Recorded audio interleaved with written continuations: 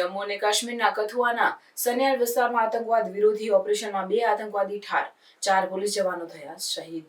જમ્મુ અને કાશ્મીરના કથુઆ જિલ્લાના સન્યાલ વિસ્તારમાં સુરક્ષા દળોએ તાજેતરમાં આતંકવાદ વિરોધી ઓપરેશન હાથ ધર્યું હતું. આ ઓપરેશનમાં 2 આતંકવાદીઓને ઠાર કરવામાં આવ્યા અને 4 પોલીસ જવાનો શહીદ થયા.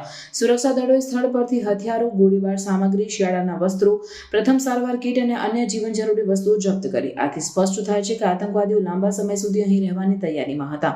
એસએસપી શોભિત સક્સેનાએ જણાવ્યું હતું કે આતંકવાદીઓ પાસેથી હેરોઇન જેવી નશીલી દવાઓ મળી આવી છે, જેનાથી સ્પષ્ટ થાય છે કે તેઓ નશીલી દવાઓના ઉપયોગ દ્વારા આતંકવાદી પ્રવૃત્તિઓને પ્રોત્સાહન આપ્યા હતા. આ મામલે એનડીપીએસ અધિનિયમ હેઠળ કેસ દાખલ કરવામાં આવ્યો છે, જેનાથી આતંકવાદ અને નશીલી દવાઓ વચ્ચેના સંબંધો પર કાયદેસરની કાર્યવાહી શક્ય બનશે.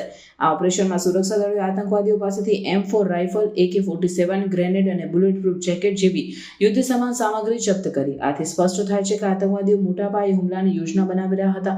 સુરક્ષા દળો હાલ પણ વિસ્તારમાં સર્ચ ઓપરેશન ચાલુ રાખી રહ્યા છે. આ ઘટનાને પગલે જમ્મુ અને કાશ્મીરના લેફ્ટનન્ટ ગવર્નર મનોજ સિન્હાએ શહીદ થયેલા પોલીસ જવાનોને શ્રદ્ધાંજલિ આપી છે અને તેમના બલિદાનને યાદગાર ગણાવ્યું છે. આ ઓપરેશનમાં મળેલી માહિતીથી સ્પષ્ટ થાય છે કે આતંકવાદીઓ નશીલી દવાઓ અને હથિયારોના ઉપયોગ દ્વારા લાંબા સમય સુધી હુમલાની યોજના બનાવી રહ્યા હતા.